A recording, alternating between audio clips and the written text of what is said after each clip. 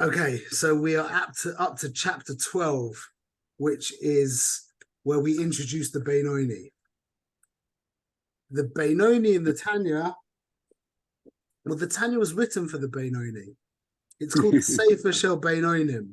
There's a Masorah out there that no one knows where it came from, but they say that the Kutim Moran, they call it the Sefer Rishoyim. It's for Rishoyim. I mean, take that with a pinch of salt, what that means.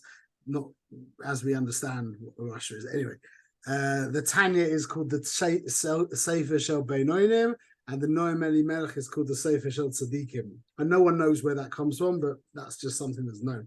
So the Beinoni in Tanya, he's not a tzaddik and he's not a Rasha. So we defined a tzaddik as a person who is emotionally in line with the Beinoni Shloim. Perfect internal reality, which means his behavior will obviously be perfect. We describe the Rasha as being a person whose behavior isn't even perfect. So obviously his internal world is not perfect. That's basically our definition of Rasha and Tzaddik.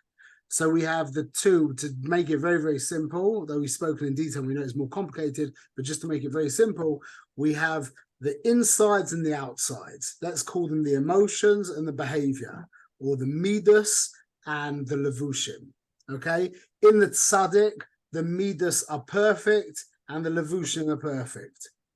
In the Rasha, the midas are imperfect, the levushim are imperfect.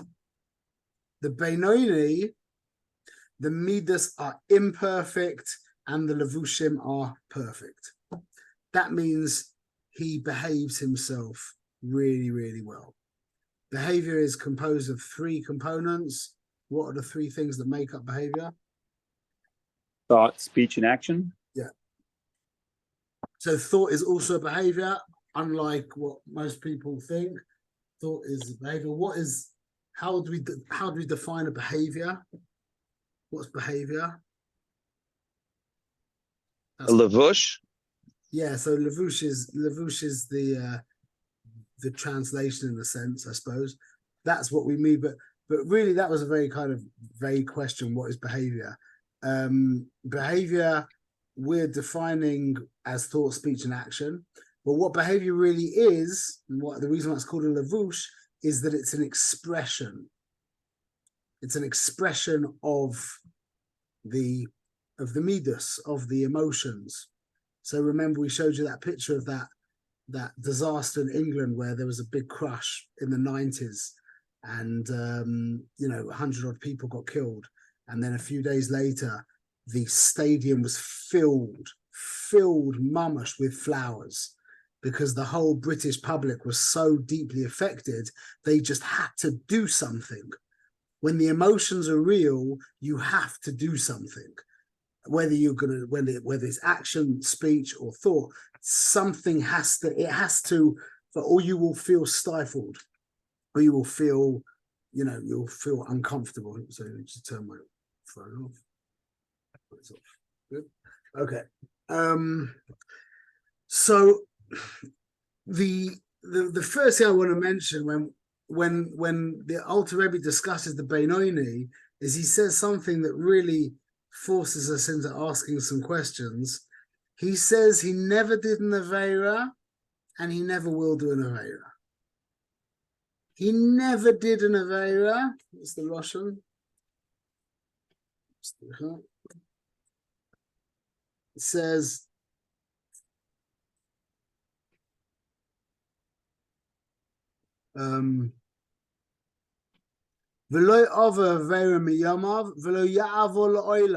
he never did an Aveira in all of his days, and he will never ever do an Aveira. What's that about? So the Rebbe is forcing us again into understanding about these different, we've spoken about four so far, the two Tzadikim, the two Rishoyim, and we've mentioned this. We're really talking about internal Jewish states. And the Rebbe is forcing us now into having to go deeper and to realize that we're not talking about people. because how could you say he never did an Avera number one? Okay, he did tshuva on all his Averas. Okay, we could say that. But to say he will never do an Avera, that you can't say. Yochanan Kohen Gadol became a tzadduki after 80 years of being a complete tzaddik. Yeah, how could you say that this person will never do an Avera? So we're talking. And the other way is Rebbe Kiva. Can you say he's not a tzaddik, right? It wasn't he until 40? Or Reish Lakish. But you could say, Reish Lakish. You could say that he did tshuva on all his averas, so he doesn't have any. That you could say, but you can't say that he will never not do an avera. So what's this experience called the Beinoni? The experience of the Beinoni basically is a person who is dedicated to reality, but not in tune with reality. Reality is Hashem. As simple as that. That's it. Everything other than Hashem is not reality. So he's aware of that. He understands that. Like probably all of us. But he doesn't feel it. It hasn't sunk in where it's like visceral, where it's in his emotions. So he's still torn. He still has feelings for things that are not Hashem, things that are other than Hashem, things that are other. But he will never allow those feelings to express themselves in thought, in speech, or in action. Okay, his ikar tool, the reason why he's able to basically remain so gavaldic, is called moyach sholet alalev. There's a metzius in the Velt, unless a person is actually a choile, yeah, a person's a choile nefesh, which it can be, a person is like mentally ill, but a healthy person, which is most of us, his mind is in control of his actions. No matter what we say about how out of control we feel, at the end of the day, our mind is in control of our actions. We've said this a lot of times, but I'll say it again. What demonstrates the point is, I give the example of a guy who's about to smoke a cigarette. He's quit for 6 months, and he's busted through the heart, or even a year, and he's had one of those days. He didn't get enough sleep. His wife's driving him nuts. He lost some money in business, and like everything's going wrong. And that's it. He's decided. He got the cigarette. There's nothing you could say to that man whatsoever. Yeah, he's walked out of his office. He's sitting there. He's got the lighter. He's got the cigarette, and he's about to light the cigarette. And you turn around to him and say, "Here's $10,000 for you to throw the cigarette on the floor." And he will throw the cigarette on the floor. Everyone has a price. The point is that the mind, the example of Noah Weinberg used to give, which was Givaldic, is a guy. I told you this with the guy with the new Porsche. No? Guy buys a brand new Porsche. Yeah, he's been saving up for a long time. He comes out the showroom. He's driving down the road. He's loving it, everything. He stops at some traffic lights and he's sitting there feeling all big and etc. And then bang, yeah, someone goes into the back of him. And it's just like, he can't believe it. He's holding onto the steering wheel. He's like in shock. He looks in the wing mirror, the rear view mirror, and he sees the car that hit him kind of reverse back. Bang, a second time. Bang, straight back into him a second time. And he gets out the car, like ready to kill. And as he gets out the car, the guy in the car behind steps out of his car holding an AK-47. No. The way Rev Noach describes it is he says, "Oh, sorry, excuse me, was I in your way?" Gets back in his car and drives off. Yeah. The point is that Moyach Shole Alalev. Now we're going to explain that means the mind is in control of the heart. We're going to say later this exists in two ways. This is the Tanya uses this loshon in two very different contexts and meaning two very different things. Number one, which is in our context, Moyach Shola Alalev means your heart controls your mind. And you decide, it's your choice. You always make behavioral choices. If you're not making a choice, the choice might be, you might do it very quickly and you might push other options aside, but you're still making the choice. That can be overridden using your mind. Yeah, that's called Moyach Shola Alalev, means your heart can dominate over your mind. There's another Moyach Shola Alalev that we discuss in chapter 16, 17, which is the idea of your mind kind of seducing and changing your heart. Not that it just dominates over your heart, that it can actually, you can use your mind to actually change your heart. But that's we're talking about, that we'll talk about later. Okay, so we're talking about a guy who's so committed. The reason why it says he will never do an Avera is because he's in a level of, he's experienced a level of commitment in this moment where an Avera is just not an option. We're going to see later, really, the reason why this is not an option is because he's got an awareness of the Beinoni Shloim, not an emotional awareness, but an intellectual awareness, which is more real to him than it is to the Russia, and that's what gives him the commitment. We'll go there a little bit later. So anyway, so the reason why this man is able to behave correctly always is because he employs this natural kind of default program setting that we all experience, which is called Moyach Shola Alalev. And just as a side point, the reason why the analogy the Rebbe gives is the idea of darkness, the relationship light has to darkness. The reason why the Moyach can be Shola Alalev, why the intellect can rule over the heart, is analogized by the relationship of light to dark. What? There's two things. Number one, you only need a teeny little bit of light that pushes away a huge amount of darkness, meaning one small candle in a large dark room makes all the difference. Number two, the way that light triumphs over darkness is without any kind of struggle or energy. It's instantaneous and effortless. For example, if you have a cold bath and you want to pour in hot water, you'll see that there's kind of a struggle, whereas the cold water will be pushed away, the hot water will come in. The same also with the air conditioner, with the mazgan.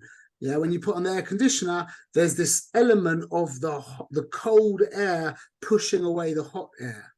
But when it comes to turning on a light switch, that doesn't happen. There is no struggle. The minute the light goes on, the darkness dissipates. And that's comparable to the way the mind has reality, the mind's dominance, in a sense, over the emotions. Okay, so now the Ikka way that the mind can break can dominate on a mechanical level, kind of that's not the right word, not mechanical, logistically, like as a mechanism. How would you say that? Like technically, the way that the Ikka tool that the Beinoni employs to allow himself, especially to be saved from averas in thinking, and anyway, the thinking always leads to the other options, is his ability, this is such an important idea, his ability to disidentify from his thinking. this is one of the most profound things that I've ever learned. We are not our thoughts. We are the one who thinks. To get this clear is, I can't think of anything more important than this. We are not our thoughts. We think. We have thoughts. Thoughts appear in our consciousness, but we are not our thinking. And most of the world doesn't know that. And that's really the cause of so much craziness in the world, especially in America, where all over the world, but everywhere, that we don't realize that thoughts are just thoughts. We think that they're us. So when you have a thought, you can't separate yourself from the thought. So the thought is, for example, I want to have a chocolate bar. I want to eat some chocolate. Now, what happens is, if you can't separate, or let's think about it in a different way. You say, I'm upset. I feel down. Yeah. Now, isn't it funny, just the coincidence that when a person feels down, they start thinking negative thoughts about themselves? Just a coincidence, yeah. Shalom Chaim. It's just coincidental that the minute somebody starts to feel negative, they start to have all these negative thoughts about themselves, and then they become so real. You start thinking, I'm such a loser. And it cycles, and it's like a snowball, and then the emotions get bigger. But you realize that thought that shoots through your mind, I'm a loser, the next day could be a different thought shooting through your mind, like I'm unbelievable. It's just shot through your consciousness. And if you're thinking about this, then that thought will, and this, what happens is when we're thinking I'm a loser, we're a loser. It's not that you're thinking I'm a loser, it's you're a loser. You with me? See, there's a chemical reality behind your down. The reason why you're feeling down is to do with chemicals. It's a chemical thing. Your brain produces chemicals like serotonin. If it's not producing enough serotonin, I think is the big one. Yeah, that causes like these feelings of down. But there's all these. It's very, very complex. There's thousands of chemicals that the brain produces. So a person's feeling down, that's a real thing. And you can appreciate that. That's a real thing. We're not messing around there. You can't deny that. But when that down, that physiological experience where your shoulders are heavy, you feel uptight, you feel agitated on a visceral level, yeah? That's all real. That's mama's real, yeah? That's physiological. That's a fact. But now it transfers itself into a certain vibration of thinking, which is something usually like I'm a loser or fill in the blank. Everyone's got their own blank there, yeah? But you don't think I'm thinking I'm a loser. You're a loser. That's called identification with thinking. And the key to reality, the key to life is being able to disidentify from thinking. What's that called in Hebrew? Anyone want to hazard a guess what we call disidentification in Hebrew?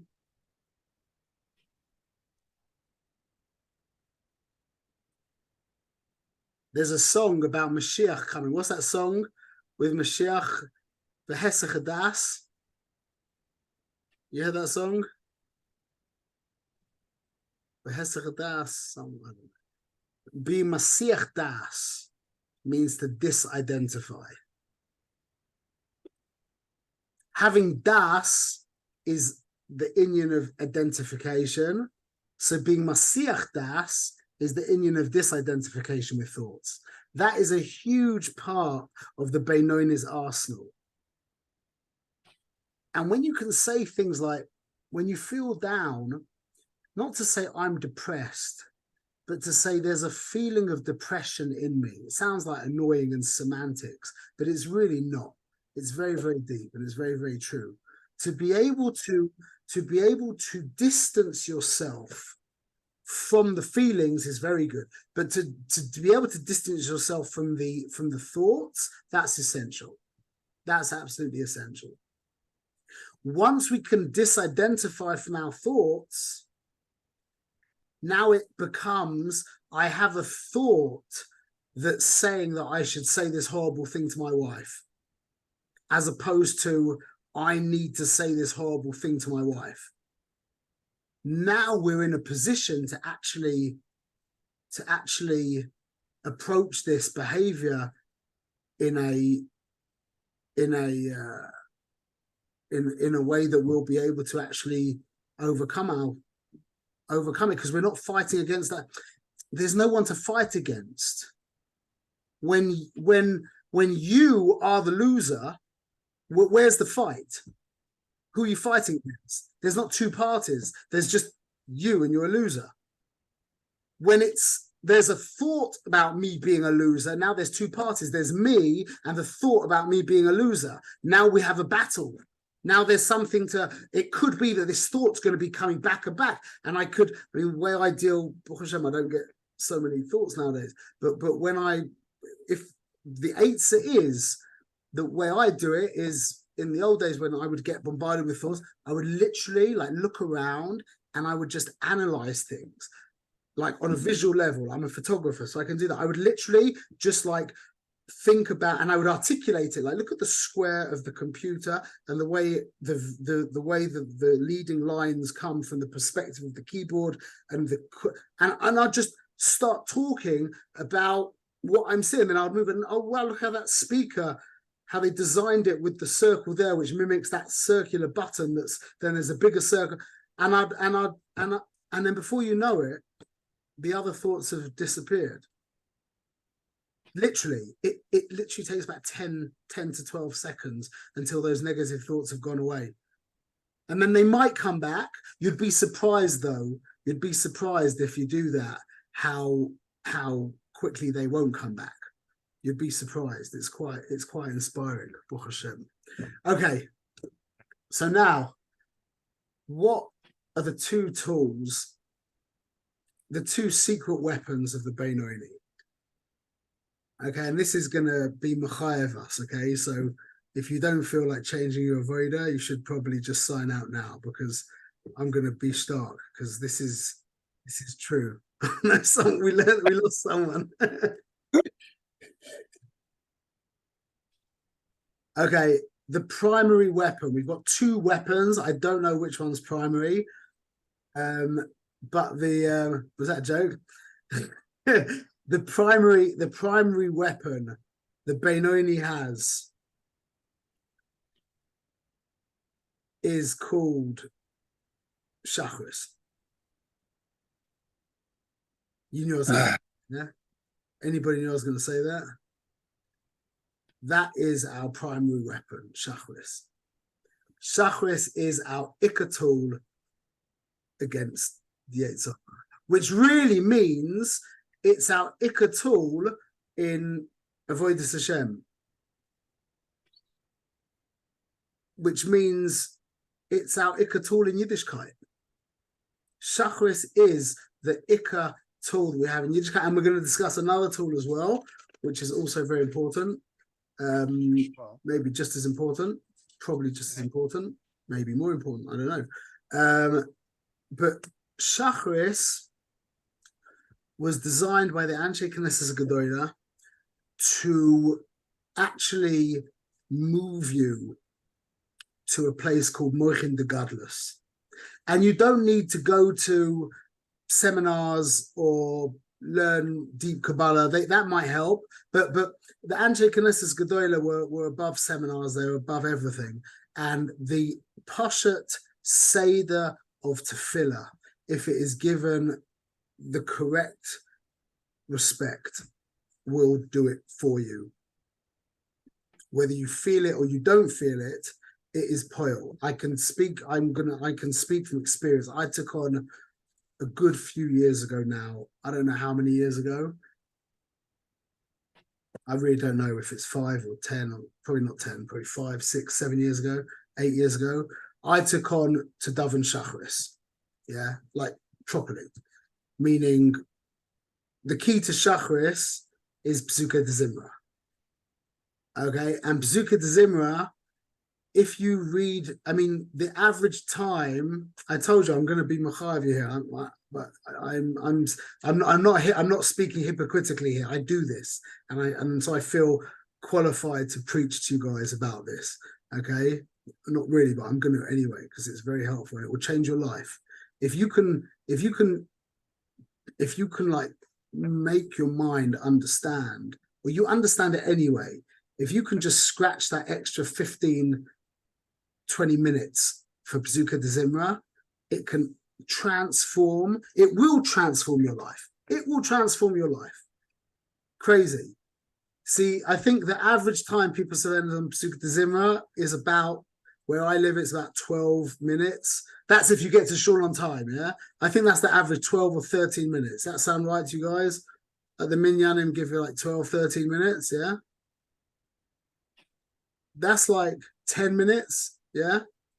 And that's assuming that you actually start with it. That means you're not getting there at 10, you're not, yeah, I've found from my experience that 25 minutes actually in Talus and Tefillin, yes, I try and daven nates, Zot Hashem, and so it works out a little differently. So I try and say everything before, and then I put on Talus and Tefillin exactly at Talus and Tefillin. But usually I get distracted and I do it a little later, but like a few minutes later. But the goal is to put on Talus and Tefillin exactly at Zman Talus Tefillin, and then start from Yedid Nefesh from there. Hoidu Yedid Nefesh is also a good idea to start from there, and that should give you around half an hour for Psuke de Zimra. Okay, and it's, I mean, number one, it's an oineg, it's a pleasure. And I'll tell you, the funny thing is, it's like 25 minutes or half an hour. Let's say 25 minutes. Let's keep it realistic for the minute, yeah? It's 25 minutes. It's actually very pleasurable as opposed to the 10 minutes of tsar, if I just want to get this done. Just getting it out, just finished, done, just do it. So if we can dedicate the extra amount of time to Psuke de Zimra, literally an extra 10 minutes into Psuke de Zimra, yeah, to give ourselves 25 minutes in Psuke de Zimra, and if you can sing it, sing it. If you need the art scroll, I use the interlinear art scroll to understand what the words are and to think about these words. Like, you know, I have a whole sefer of Kedushay Torah. I mean, see at the back of my, this is the book that I write down, Kedushay Torah. And if you look at, this is the back of the book, yeah? The back of the book is just these like very quick rough notes, yeah? All that is ideas that come in Shachris that I can't write down a whole thing, so I just write down a Rosh Hashanah. But the real way that I come up with the Chedushim from Shachris, there's actually one here. See, there's this little thing sticking out. Yeah, so that is actually a Chiddush that I had on Te'una v'Hafshei v'Netuach v'Kol Le'ishim. That if I have a Chiddush in the words, I have a bunch of these little guys in the front, and all you need to do when a Chiddush comes to you in any of these things is you just put it in, stick it out, and when you come after Tefillah, you remember, and that reminds you, and you can, the kinds of Chidushim that can come, the point is, the kinds of Chidushim that can come to you through Tefillah is moiridik, as long as you appreciate, and you not appreciate, that you not appreciate, not validate. What's the word? I can't think of the word. But where Shachris becomes so choshev, it's so choshev to you. Sacred. The what? Like sacred. Sacred. Like something that's very sacred to you, like holy and important. Sacred. Yeah. It's like I was thinking of more like a pasha secular word, but that's for sure. But to value it, like I approach it like kind of a work of art. Like I try and make my shacharis like lahavdil. You could think of like when you go bowling, you try and score the perfect 300 kind of thing. It's like so too shacharis should be like, don't, if you can avoid speaking before shacharis, that's quite difficult, but that's great. Definitely don't smoke before shacharis. Definitely don't eat anything that's taivadik. Try and mikra if you can. All the thing, we learn the halachas before shacharis, and you'll see that the Anshe Knesset Gedolah, they knew what they were talking about, yeah. And the seder, that's the inyan of the sidur, is from Lashon seder, which is Lashon his boineness. So we've spoken. The Tanya talks about being misboinen on Gedulas Hashem. Yeah, everyone who's touched Tanya knows it says about that, the whole thing. Yeah, being misboinen on Gedulas Hashem, and it's this like, what's he talking about? That the ikka his boineness on Gedulas Hashem is shachris. It's a seder of his boineness. That's what shachris is. It takes you on a journey. You start from the korbanos and from brochas, and then al pi Kabbalah you go into a siyah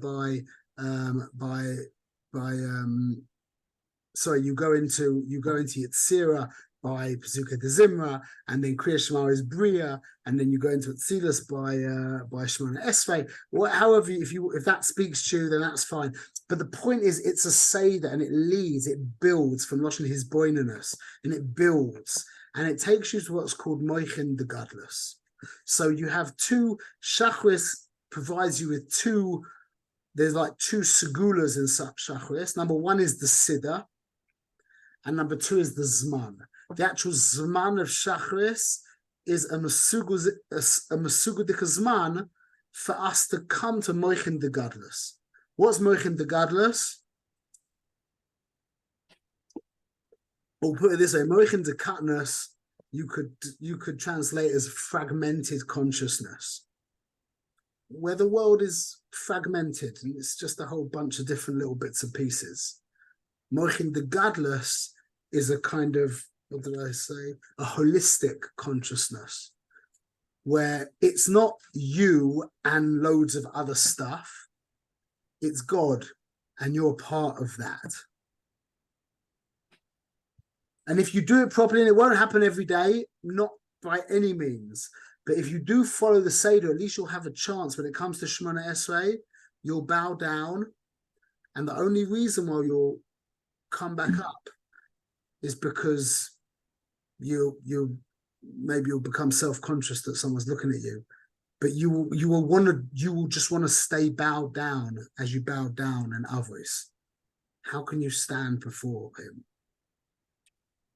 That's what shachris does to you. If you give it the attention and the, what's that word? Validation. You give it the chashivas that it's the key to everything. Think about it like this: Chazal, every Fum Yid, yeah, he spends, at least an hour, including Mincha Mayer, at least an hour and a half davening shachris in the davening in the day. In the worst case scenario, like an hour and 20 minutes, hour and a half, yeah. Why did the Anshe Knesset Gedolah do that? Why didn't they be masakin like learning times, communal learning times? They could have done that. Instead of us having the Siddur, we would have like the Mishnayos, and there'd be a whole Seder of Mishnayos that you do every day, but Tzibor. Because they realized, like, there's the whole, I think it was with Yisrael Salanta, Yid came to him and said, I only have half an hour to learn a day. Should I learn Gemara or should I learn Musa? And everyone knows the famous thing. He says, well, you'll learn a half an hour Musa and you'll see you've got a lot more time than that. Yeah, but I'm going to go further, and I'm going to say that if you put more time into Shachris, your entire life will change in ways that you can't imagine. And that's the key. That's one of the primary keys. Now, when the Beinoni is actually davening Shachris, if he's davening it correctly, he will actually experience the reality of the Tzaddik V'Ra'aloi. meaning his emotions will actually become godly. And while he's davening, there won't be this duality of me and God. There will just be a complete alignment with Rabbeinu Shalom. Okay, that's the reality. That's the inner world of the tzaddik v'raloi. That he has a sense of self, but he's aligned with God emotionally. That's while we're davening. Once we finish davening, now the effect kind of lingers. Okay, we won't be single heart. We won't be of single heart after davening. We will have a pull in both directions, but the experience will linger with us, and that's why it's called one of our weapons. Literally, it lingers with you. Like, like you step out of a strong tefillah, and someone says to you, "Come on, let's go and get a big pizza." Yeah, you're like, "Whoa, like, give me a few minutes. At least give me a minute." Yeah, that's the koach of Shabbos, by the way, is that you can actually jump straight into a kiddush. But if you daven properly, it's very difficult to jump into a kiddush. It really is.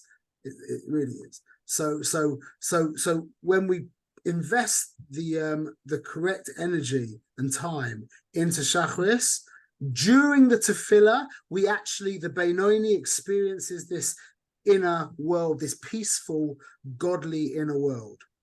When we finish the tefillah, the selfish side of us, the selfish emotions flare up again, and we now have to engage in the fight. So this is a very nice way of saying it. Moyach shoyle alaleiv can be in two ways, as a king or as a dictator. A king in Yiddishkeit is always accepted by the people. The people have to coronate the king. Yeah, that's the whole union of Rosh Hashanah. So during Shacharis, our mind is the melech over the emotions, meaning the emotions have surrendered they're not surrendered as in like they've agreed. How would you say that? They've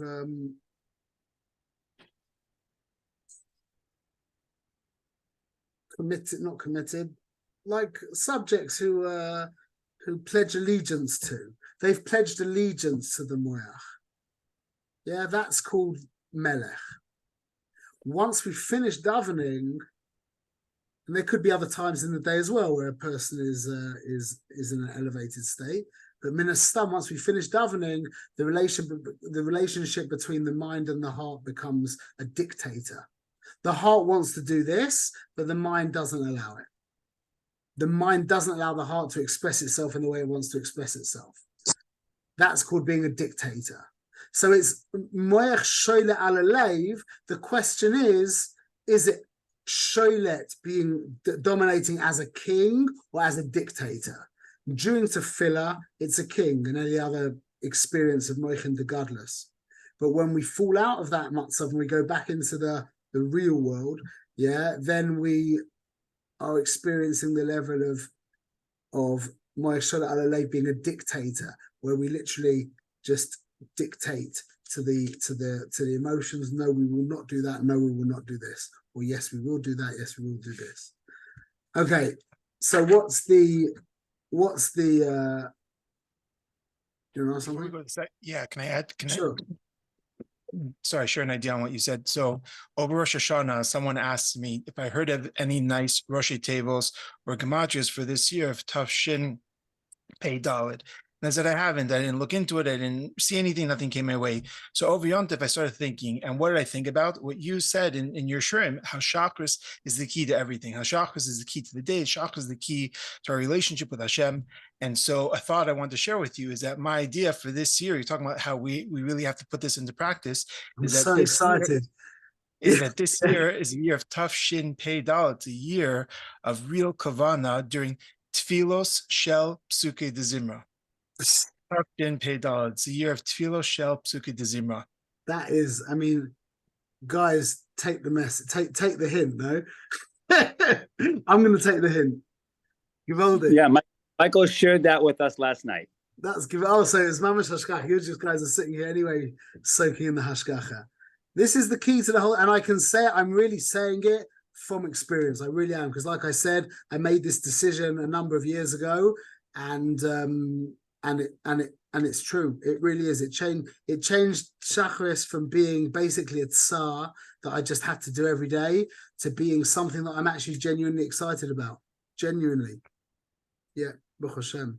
That's Gewaldic. So what is it? Tefillah Shel Psuke Dezimra. The Tfilos Shel Psuke Dezimra. That this is the year to really concentrate and really put a lot of emphasis on Tfilos Shel Psuke Dezimra. Yeah, and like we said last time to Yo, that's the whole reason why we ended up with our whole kesha, is because Yo was davening Psuke Dezimra like a mensch, and I said something to him, and that's mamash how how everyone got connected. Baruch Hashem.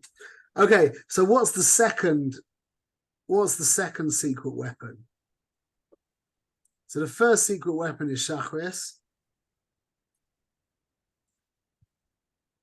And the second secret, by the way, as well, I'm putting a dagesh on Psuke de Zimra and also Birchas Kriya Shema and Shema, that goes without saying. And not Shmona Esrei. Shmona Esrei, everyone gives chizuk to Shmona Esrei. Yeah, we know we need to concentrate. We know we need to add more, to put more into Shemona Esrei.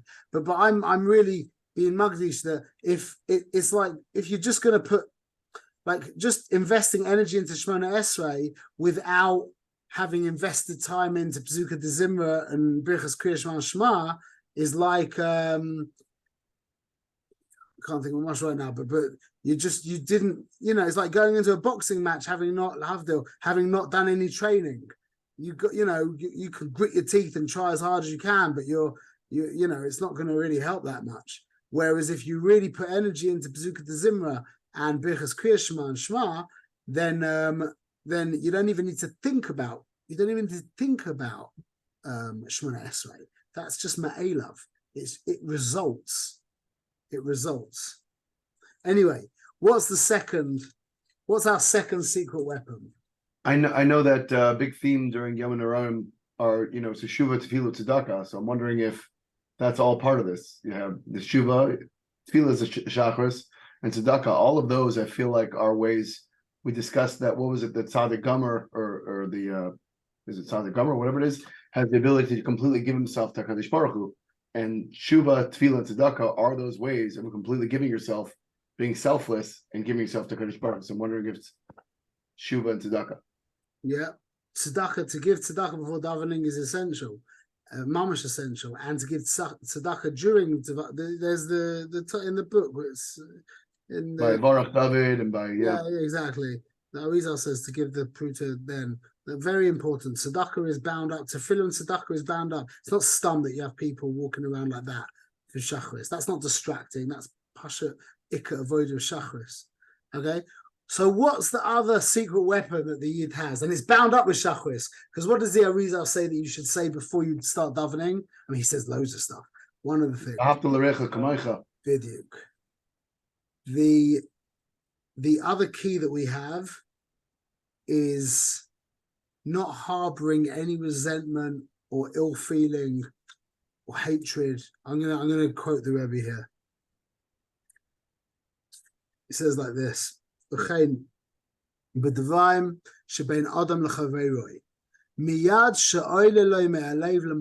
minute that something comes up from the heart to the moyach, a taina vasina, any kind of complaint or hatred, chas v'shalom, or a kina, jealousy, pardon me, or kas, anger, or kapeda.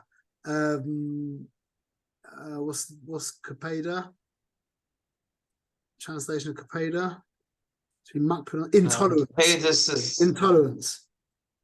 To be intolerant, yeah. Udomehem. Do not be makabel these. Do not be makabel any of these inner experiences. Yeah, the other rabba. Hamoich shoyla alalev. You can do the exact opposite.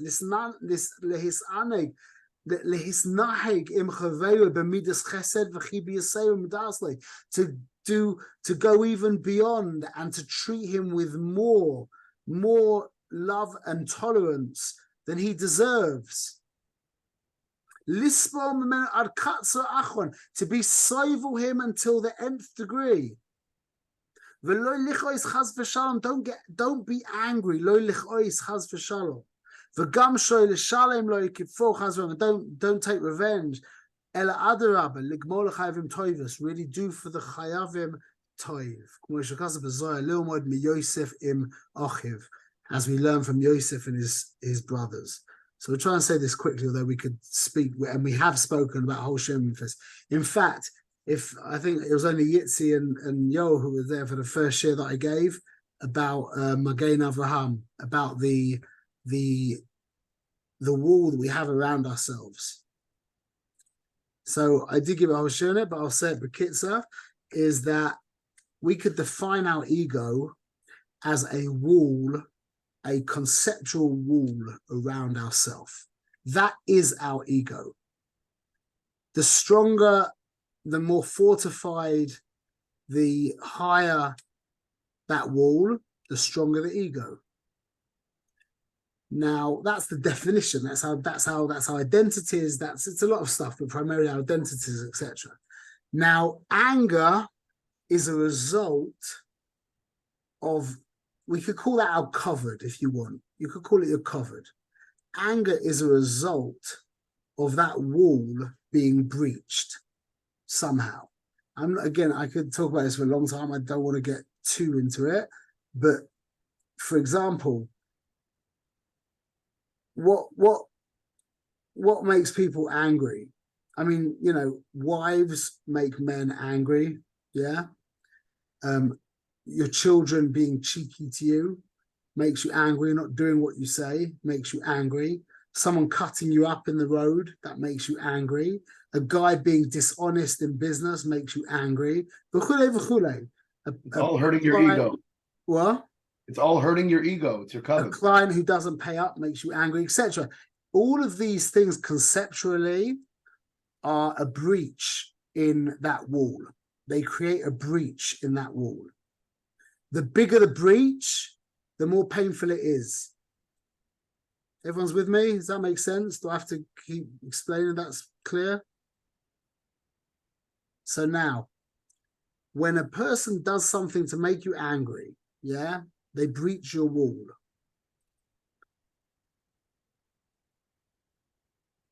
Why do you get angry? What does anger do? Anger pushes your what your perceived conception of yourself. It pushes away what they're pushing down and lifts up whatever you're feeling on the inside that you're right. Okay, I think listen to this. See if this stems what you just said here.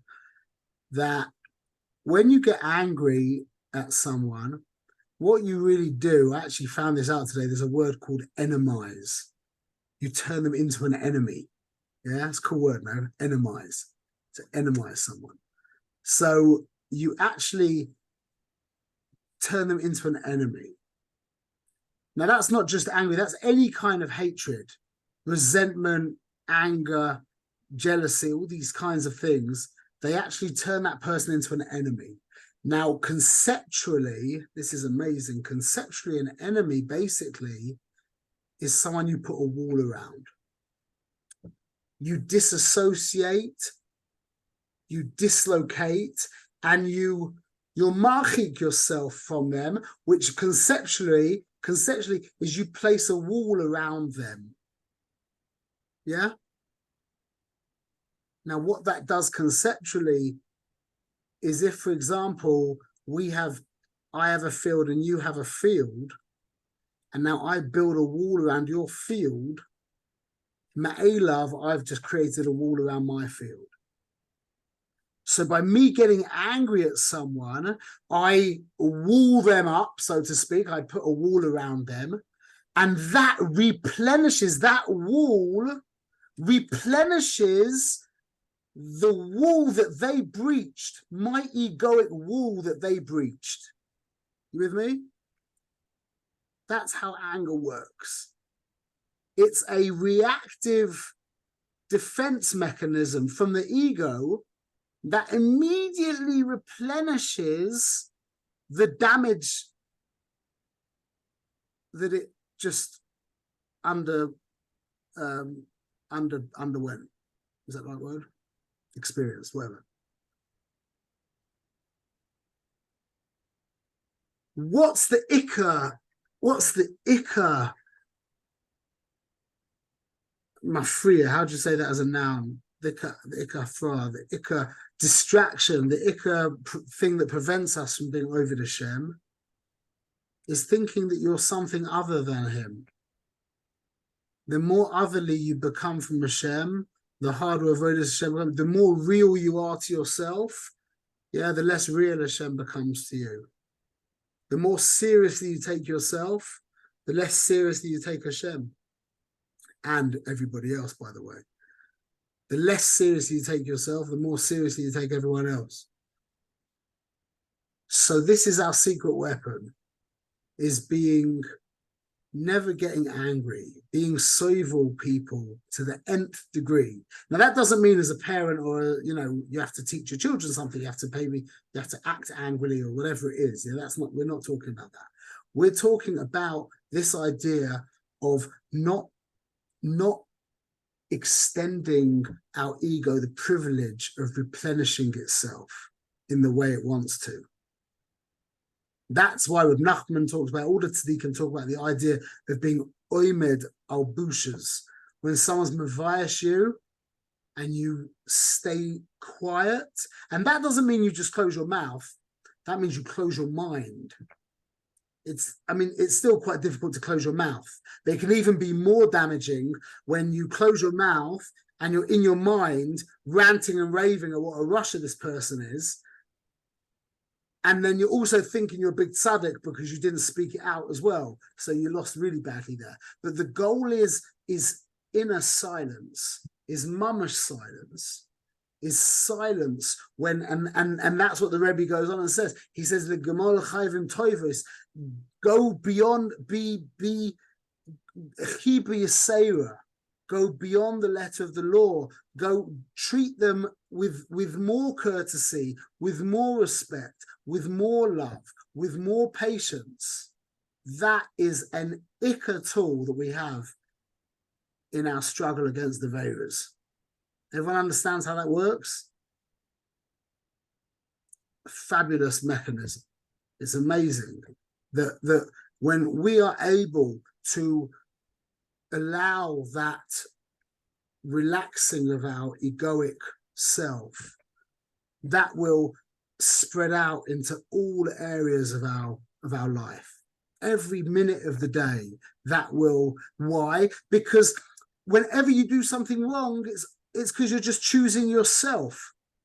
Every single time you want to do that, you want to do this, I've got a problem with drinking, I've got a problem with looking at stuff on the internet, I've got a problem with shouting at my wife, I've got a problem with being on time, you've got all these different problems. You're like, no, you've got a problem with taking yourself too seriously.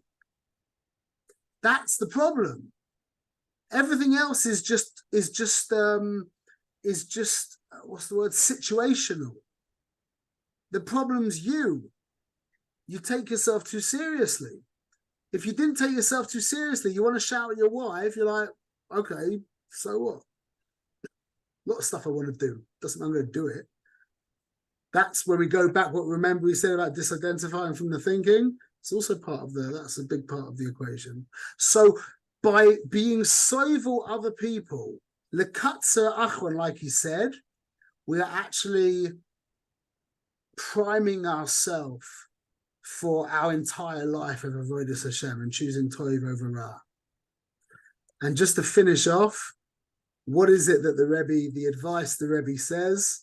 He says it in his awesome style, as always. 3 words: Lilmoid. How'd you do this? How'd you do it? How'd you shut up when this guy just did what he did to you? 3 words.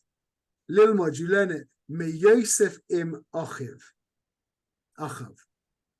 From Yosef and his brothers. Yosef said, you guys, you think you did bad, yeah? You just, Rabbi Shalom needed me to be in Mitzrayim, yeah? You should have done what you did, okay? But that's your problem. I don't have any problem with you. You think you can infringe upon me in any way, shape, or form? You think you can take a hair from me without the Beinoni Shalom allowing you that and making you take a hair from me? Nothing. You can't touch me in any way, shape, or form, mamash, unless Hashem not permits you to, but makes you. That he gives you reshus, and if you didn't do it, somebody else would do it. That's the key. Sounds like babyish, kind of, oh, we've heard that a million times. Yeah, you're right, we have heard it a million times. But that's the key, is getting it clear that your wife is a shliach from the Beinoni Shalom, and she was meant to have overspent by $10,000 this month. Yeah. And if she didn't do that, yeah, you would have got a parking ticket or some kind of medical expense, Haz v'shalom, or however else it would have happened, you would have ripped out your pocket another way. Yeah. Once you can get that straight, that doesn't mean you can't take, precautionary measures to stop it from happening again. But that's the key. That really is the key. The guy bumped your car. I had that the other day. I lent my kid my car. Yeah, he scratched it up. And I said to him at the end, I said, because I saw it brought him down. It brought his guyver down. And I said to him, you know what? If Hashem said to me, you got two options. I think I said this to you, either you keep your car intact and your son stays with his guyver, or you get a scratch on the side of your car and you give your son a little a chisun, what's it called? An injection, what's it called? You give him a guyver vaccine. Yeah, I'll take the second option. Scratch my car, give my son the vaccine against the guyver. Givaldic. And he wants to fix it, and I won't let him fix it because I think it's good for him to see it. but anyway, that's it. So the two secret weapons the Beinoni has. The Beinoni, we are shaykh to being Beinonim. The Beinoni never does an avera in thought, speech, or action. Yeah, in behavior. But he's pulled in different ways emotionally. The two ikka keys that we have, or the mechanism that the Beinoni commits through is called Moach Shola Alalev, which means the mind rules over the heart, and we discussed that.